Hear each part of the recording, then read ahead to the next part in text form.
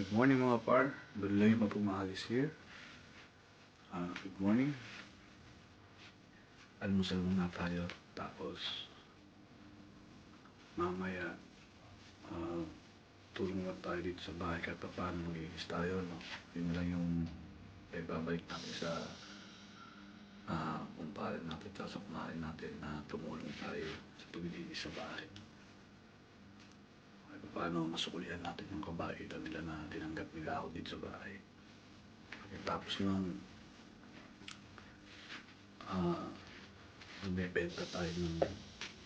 bebenta ko yung bote. Para may panggastos, no? At tapos nun mamaya din, pag wala na rin ginagawa, mamumula tayo ng bote. Sayang din. Bukos pa naman ang trabaho ko. Ngayon pang 2 days kong pahinga.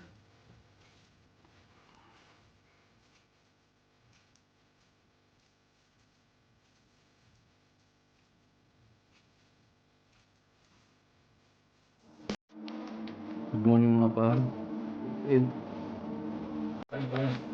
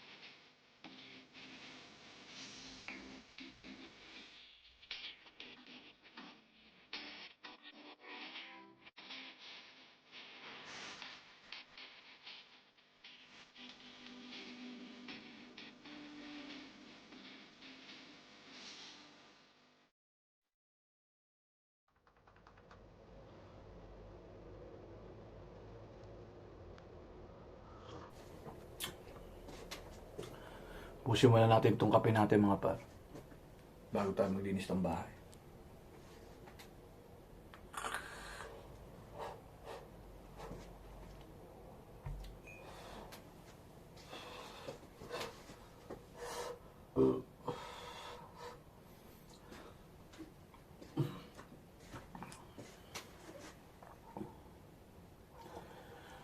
Ang gandang pagmasdan ng kapaligiran sa labas.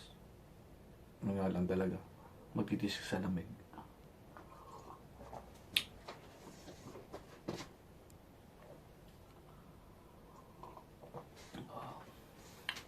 One eternity later.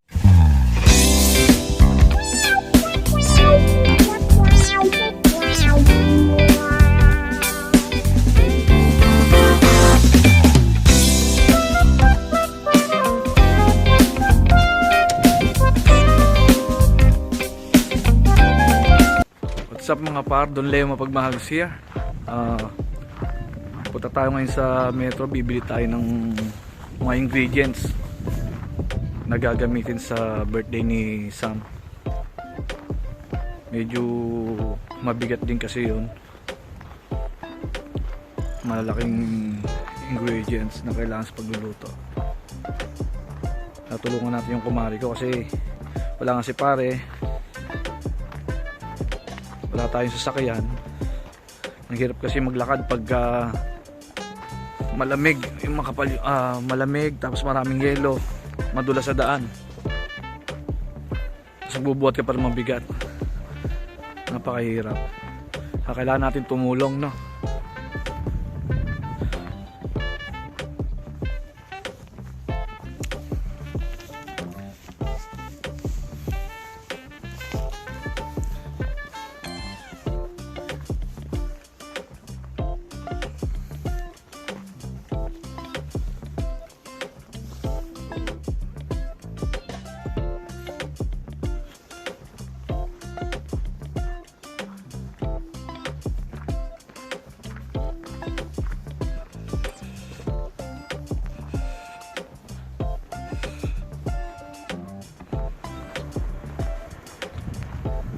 Mga par, nakakatuwa lang, no?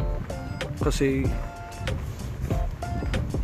si paring Kiro tsaka si Maring Jen, napakasipag, magtutulungan talaga sila. Kaya ganito, kahit pa paano, maganda daloy ng buhay, no? Si Maring Jen kasi madiskarte rin sa buhay, magaling mag-bake, magaling magluto. Ngayon napapakinabangan niya yun. Pagka kumikitang kabuhayan, parang ganun. May talent eh, sarap magluto. Marami rin na-order sa kanya. Si paring Kiro naman, si Ka-Berks, ano yun, madiskarte din, sipag magtrabaho, mabilis kumilos. At higit sa lahat, takot sa asawa, ano. Joke lang. Kahit gaano kalakas si paring Kiro, kahit gaano ka sipag, siyempre ang pinaka mayor ay ang asawang babae. Eh kahit naman ako,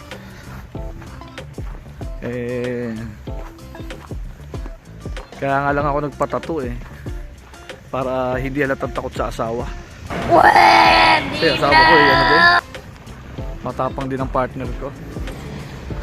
Pero in a good way naman, yung katapangan ng asawa ko, ano. Hindi naman yung tapang niya mali.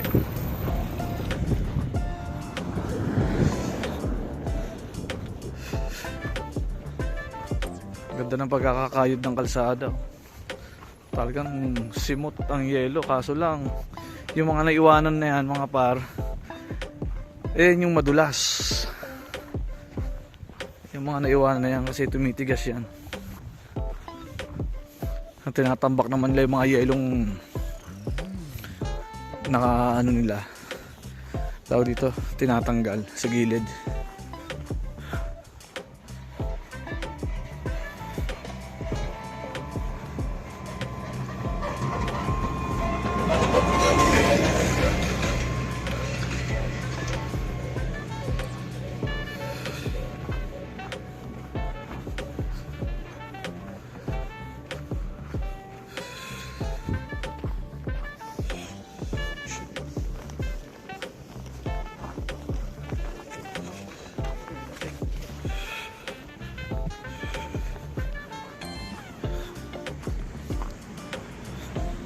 Grabing yelo, parang buhangin no? Parang palambak sa bahay.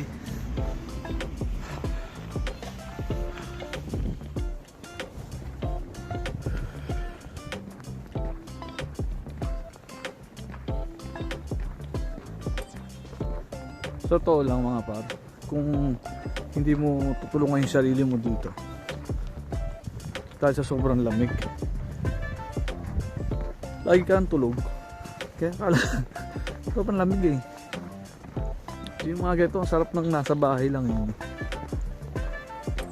Pero hindi, kailangan malibang ka, kailangan kumilos-kilos ka kasi baka tayo ma-stroke no?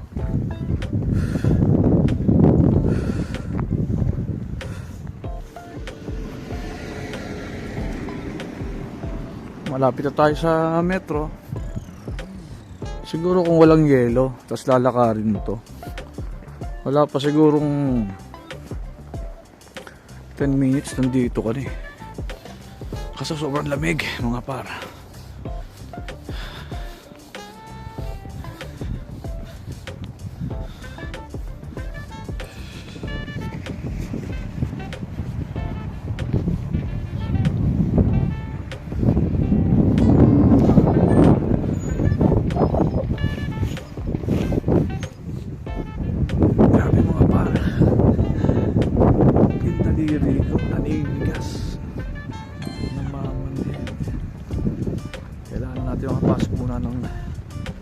Kahit sa supermarket dito, balik natin yung normal na temperature ng katawan natin, no?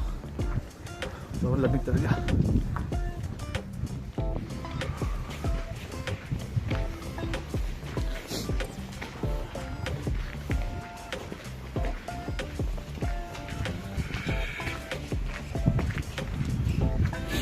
Ito yung sinasabi ng pumarto. Tindahan ng gulay.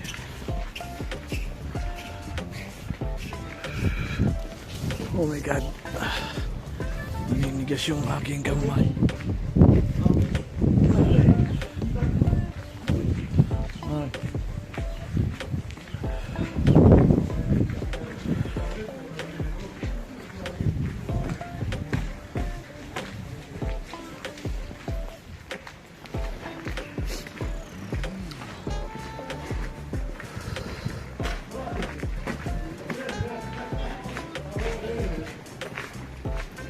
First, masuri. Dito tayo bibili ng ano mga par. Dito sa Global Food Mart. Dito tayo bibili ng toyo, suka, tsaka patis. Okay.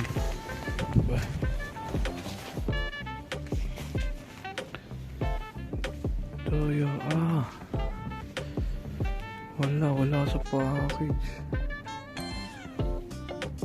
Ito yung toyo, suka. Wala. Ang patis. Asan yung patis? Ito.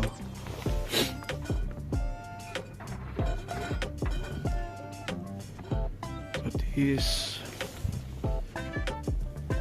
Yung sinasabi mo yung magkadikit.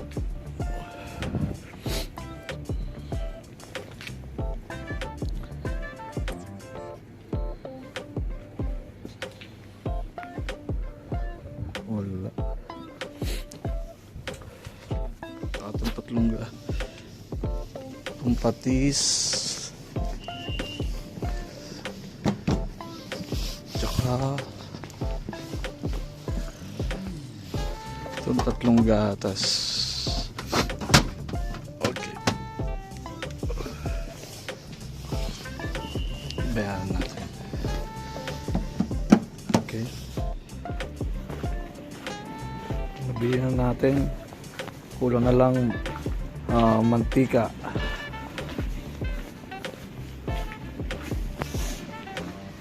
Bibili natin yung mantikang malaki na. Mga 5 liters.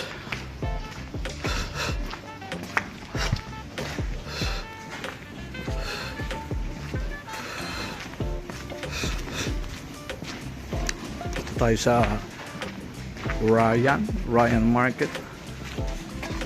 Pasok tayo.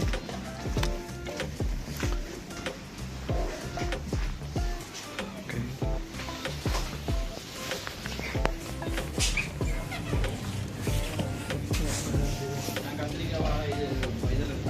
Mantika.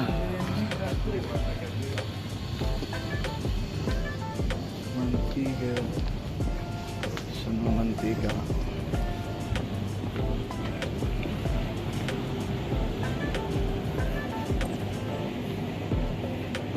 Wala.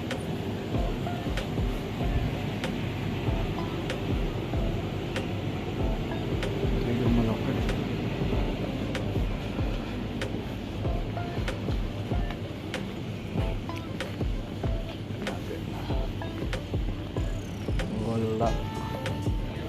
Walang mantika. Wala.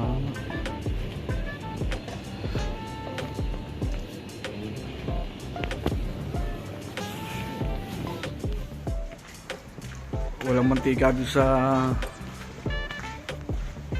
tawag dito. Walang mantika doon sa sinabi ng kumari kong tindahan. Panay maliliit lang. Balik tayo dun sa una natin pinuntahan, meron malaki dun.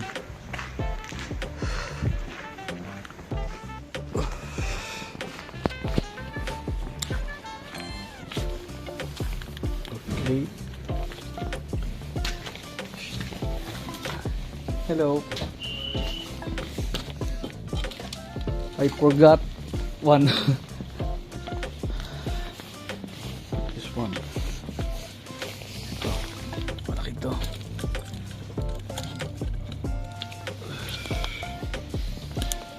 Ito na. My friend. One, I forgot this.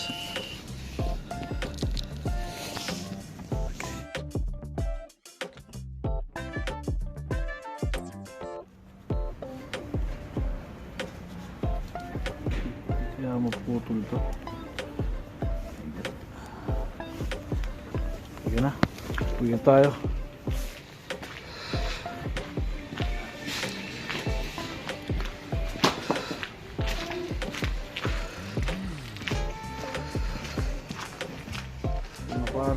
Uwi na tayo, no?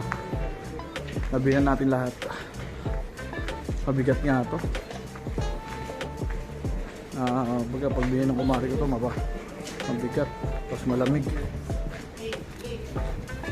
Bilisan na natin yung pag-uwi mga par. Kasi umaambon na naman ng snow. Then ihina ako. Hindi ko lang sa may CR dito.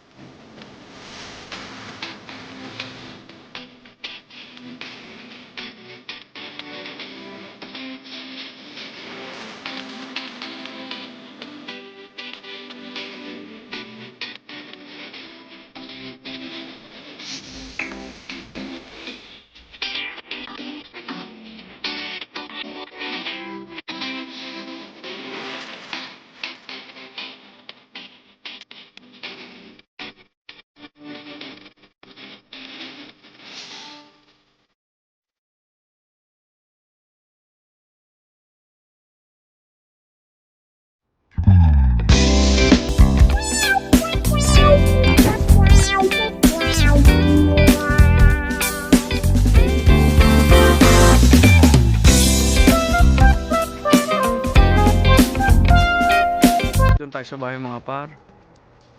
Hindi na ako nag-video sa daan kasi naninigas na yung kamay ko. Hanggang sa susunod uli na video. Salamat sa inyong mga suporta mga par. Hanggang dito na lang. Bye bye.